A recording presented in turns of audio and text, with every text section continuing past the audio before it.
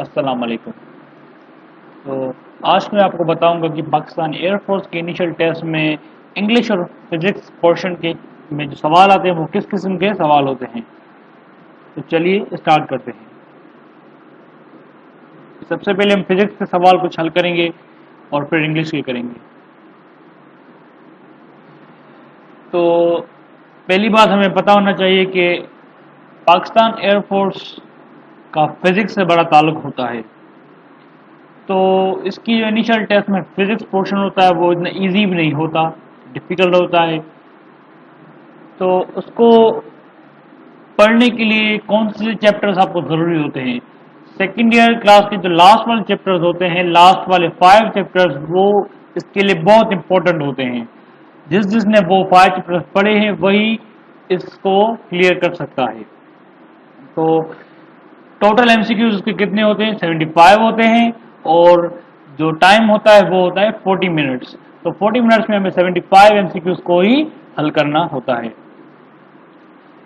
Transistor consist of dash junction, NPN rectifier, both A and B, PNP. इसका जवाब होता है बोथ ए एंड बी। तो इस किस्म के सवाल आते हैं। क्योंकि ये टेस्ट मैंने खुद भी दी थी, मैं पास हो गया था इसमें। तो डिफिकल्ट, ये टेस्ट बड़ी टफ थी, तो जो मैं आपको हल करके दिखा रहा हूँ ये कुछ सवाल हैं जो मैंने उधर खुद हल किए थे, जो उधर टेस्ट में आए थे, मैं वही सवाल आपको हल करवा रहा हूँ। 2-3 दूसरा सवाल था the unit of stress is dash, nm power -1, nm power -2, nm power 2।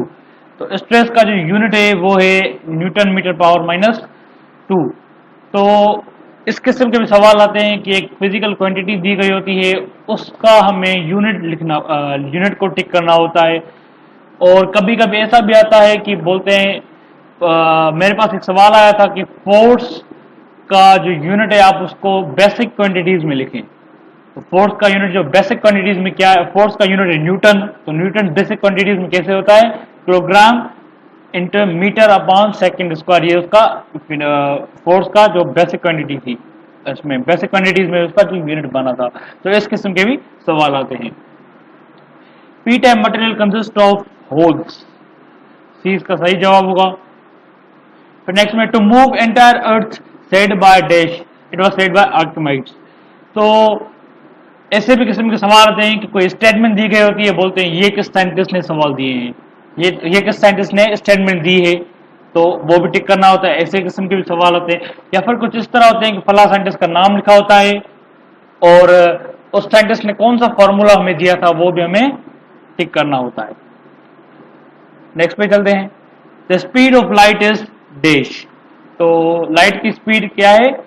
3 × 10⁸ तो इसमें बहुत आए थे कि हमें न्यूमेरिकल्स वैल्यूज लिखने होते हैं किसी भी चीज का। फॉर एग्जांपल जी, जो ग्रेविटेशन कांस्टेंट है उसका फॉर्मूला 6.673, जो इस किस्म का कोई वैल्यू था। तो इस हिसाब से जो होते हैं सवाल होते हैं जिसमें हमें न्यूमेरिकल वैल्यू लिखना होता है किसी भी चीज का। स्पीड ऑफ लाइट का न्यूमेरिकल वैल्यू क्या है? 3 × 10⁸। जी का अलग से न्यूमेरिकल वैल्यू है, प्लैंक्स कांस्टेंट का अलग से वैल्यू है, बोल्ट्जमैन कांस्टेंट का अलग से वैल्यू है। तो इन सब के वैल्यू उधर आए थे। नेक्स्ट पे चलते हैं। The rate of flow of charge through a conductor is called current. ये करंट की डेफिनेशन हमने पढ़ी थी कि rate of flow of charge is called current.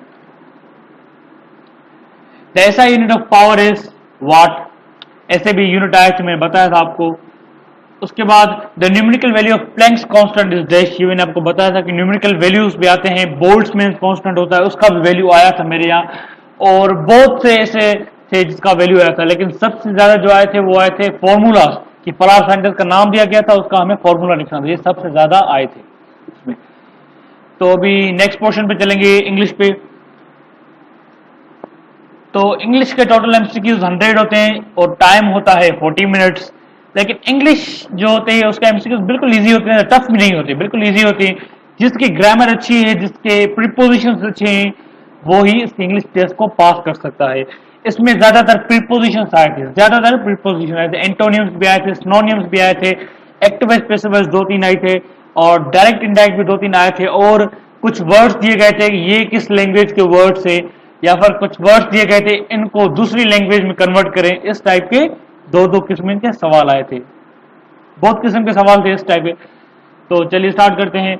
He is capable dash doing work, he is capable of doing work.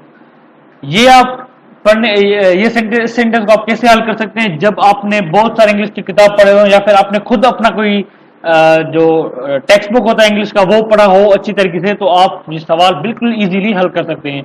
इसमें tension लेने की कोई बात नहीं होती, बिल्कुल इजी होते हैं। नेक्स्ट पे चलते हैं। I was amuse dashes misbehaviour. इसमें होता है I was amuse at is misbehaviour. तो ये मैं आपको वो भी सवाल हल करवा रहा हूं जो मैंने खुद उधर दिए थे, ये एग्जैक्ट वही सवाल आए थे जो मैं आपको बता रहा हूं।